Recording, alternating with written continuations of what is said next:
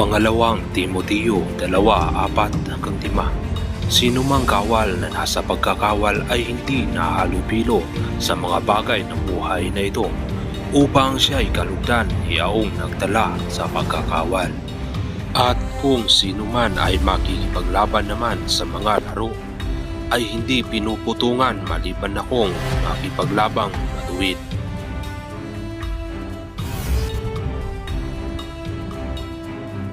Ang pagiging isang kawal ng Diyos ay hindi nagiging abala sa mga bagay na walang kaugnayan sa pagiging kawal. Sa halip, sinisikap niyang mabigyan ng kasiyahan ang kanyang pinuno. Alam niyo ba mga kapatid na ang pagiging kawal ng Diyos ay hindi armas pangdigma ang kanyang daladala, kundi ang panghampas na bakal o salita ng Diyos. Sila ay ang tinatawag na pulis espiritual, na ang kanilang magiging panglaban ay ang salita ng Diyos. Sapagkat darating sa mga huling araw na ang kagamitang pagdigma ay magiging pang-araro na lamang sa bukid, at ang mga baril ay magiging karit na lamang sa mga pananim. Wala nang maglalaban ng mga bansa at wala nang mag-aaral ng pakikidigma. Isaya 2:4. At siya ay hahatol sa gitna ng mga bansa at sasaway sa maraming tao, at kanilang pupukpukin ang kanilang mga tabak upang maging sudsud. At ang kanilang mga sibat ay maging mga karit. Ang bansa ay hindi magtataas ng tabak laban sa bansa, o mag-aaral pa man sila ng pakikipagdigma.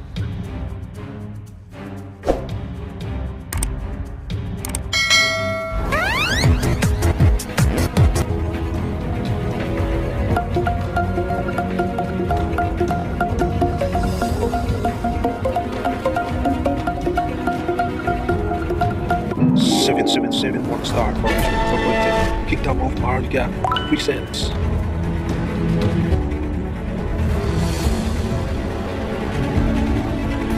Mga kapatid, konting trivia muna tayo.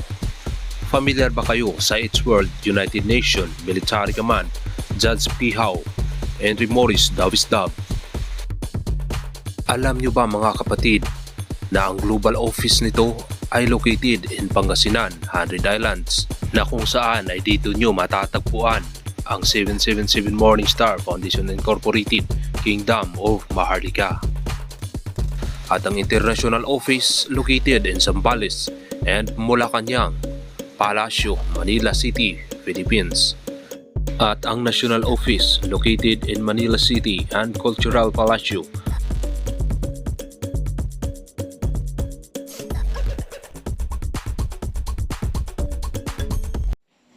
My fellow countrymen, prince and princess, brothers and sisters in Christ, to our distinguished guests, and to our beloved King, Chairman of 777 Morningstar Foundation, His Royal Highness Rodolfo Montenegro Palpalato, pleasant day to each and every one.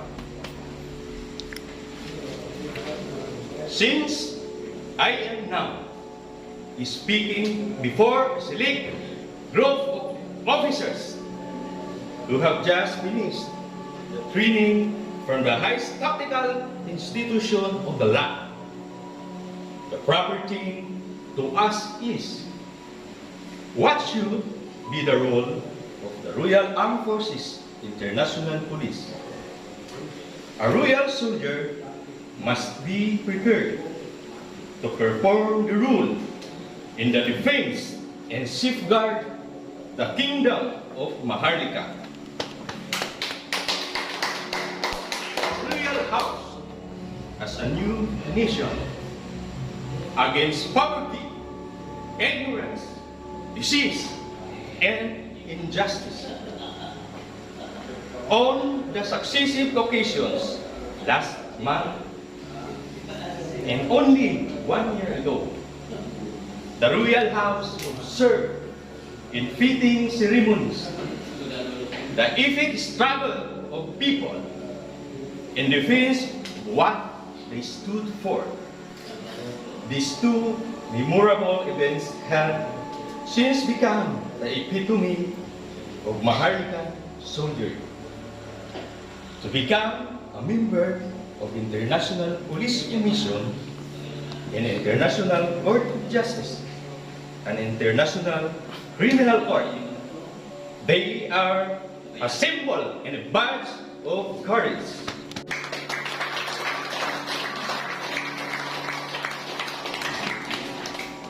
On this occasion, the Maharlika soldier outstandingly acquitted himself as a defender.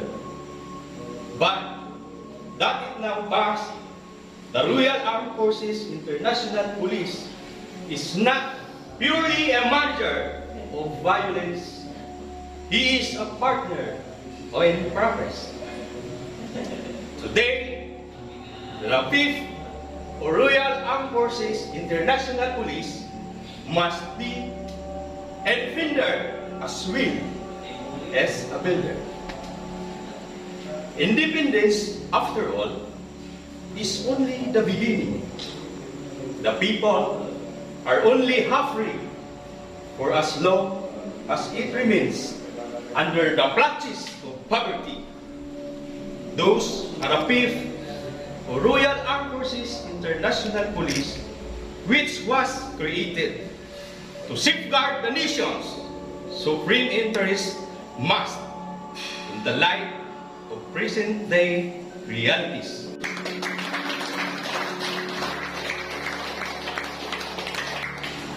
also include the protection of the royal house from internal forces with many undermine stability.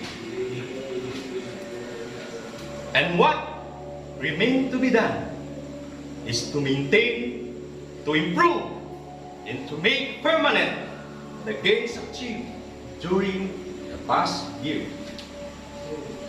I say it has evaded instead of disappeared because the danger of the social volcano erupting is still present. My very purpose in preventing the graft and corruption, the drug abuse, is still very much a matter of great concern.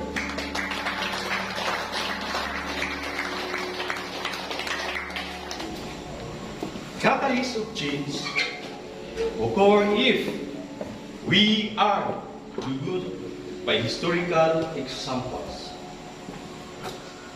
not during times of absolute poverty or hardship, but during periods of improving or rising condition, followed by sharp reversal. It is an outcome not brought by despair, but by frustration.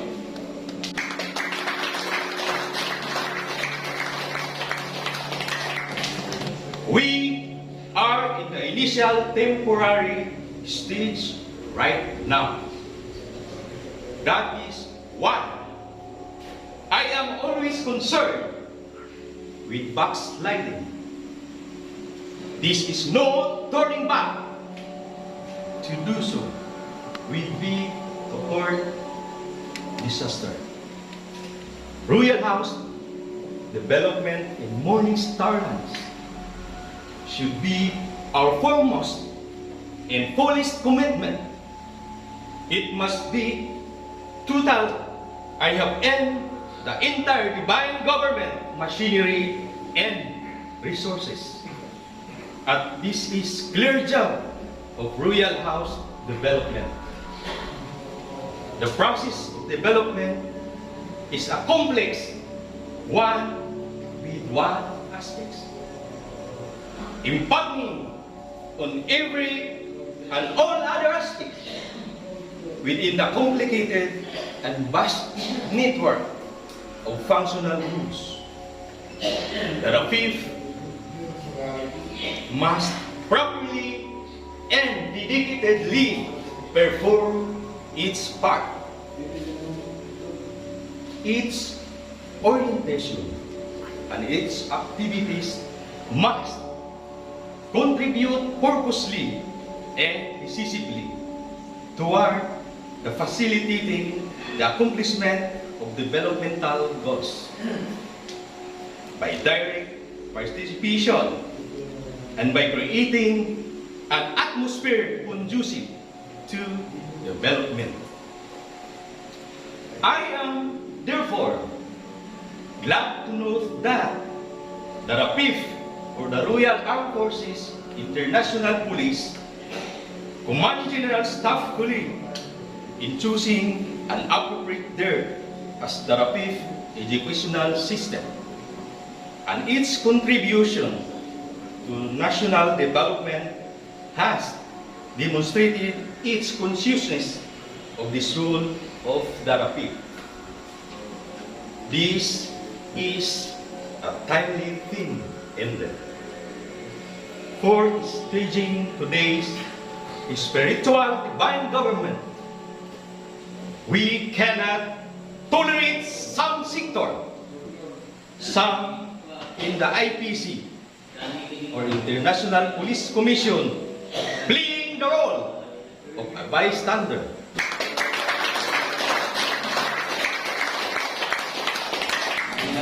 Everybody's shoulder must be pressed against the wind. I would like to see the consciousness of these things translated into purposive and meaningful action in the IPC, both at the higher level of policy formulation and at the lower echelons of implementation.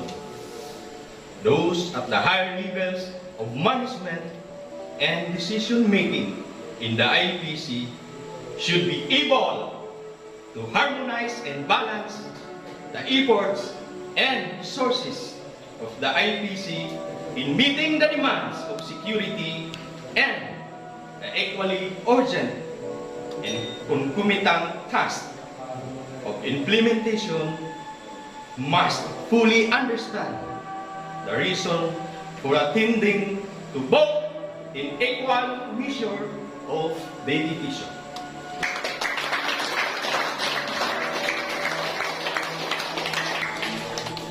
The RAPIF, or Royal Armed Forces International Police Command and General Staff Colleagues, by the very nature of each order in the higher of military education, is at the middle ground between the two extremes of policy formulation, while it continues to provide its students with the requisite expertise for higher tactics. It must also expose its students to the awareness and the need for knowledge and skills of other than the management of violence in the resolution of the internal conflicts in our country today.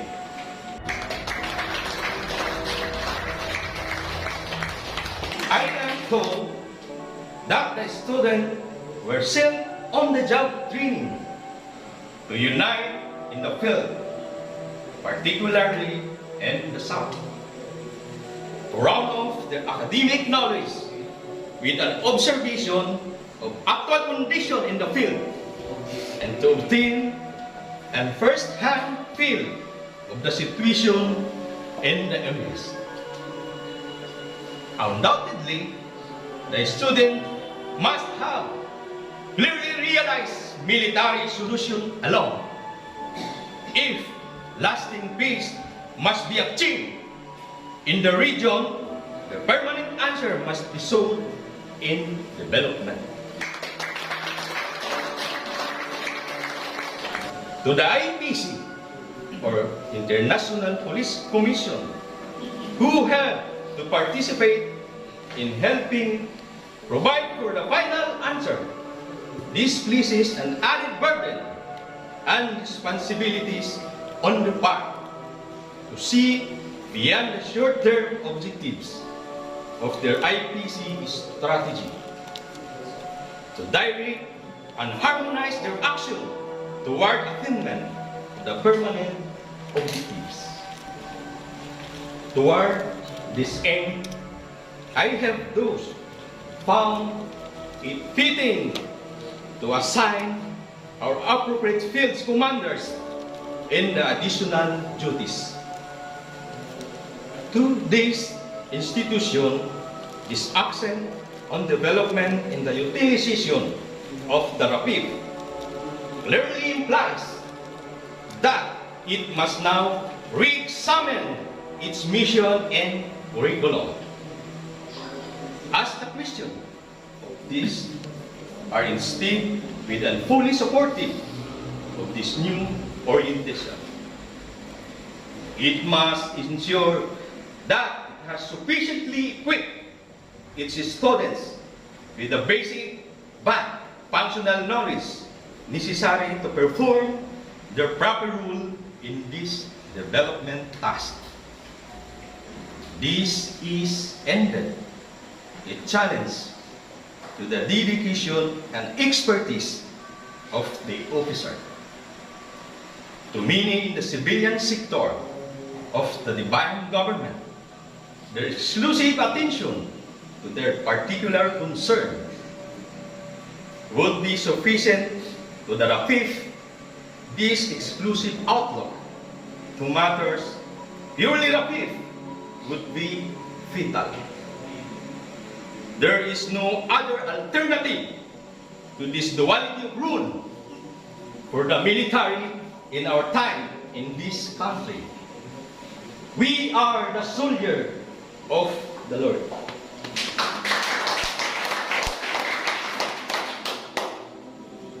Even while taking the bold step toward forming the spiritual divine government, I did not hesitate to rely upon the RAPIF, and I will continue to depend on it. And in relying on you, I reiterate my abiding faith. I have made the right decision. Let no one therefore violate this trust. The soldier is a defender and a builder. I could think of no higher form of professionalism than this. Let not the RAPIF be swift up in the rushing stream of development. It must be the vanguard. I have consented to speak again before this colleague, and I have done in the past because of the critical and pivotal nature of the command and general staff colleague. If national policies have to be approached with a correct strategy and execution, it is specifically at the management and the command level that personnel must be convinced of the program's importance, necessity, and urgency. A mission such as that of the command and general staff colleague, therefore, must fit with our overall development plans. For it to keep up with our understanding, it must be properly endowed with a capability corresponding to the stature of its task. Your servant, Manolito Pamplona, member of Military Command, to serve and to protect the people, not only in the Philippines, but also in the whole world. I formerly residing at the city of Valenzuela, and now, actually at present, in the city of the Hundred Islands in the Kingdom of Maharlika. Thank you.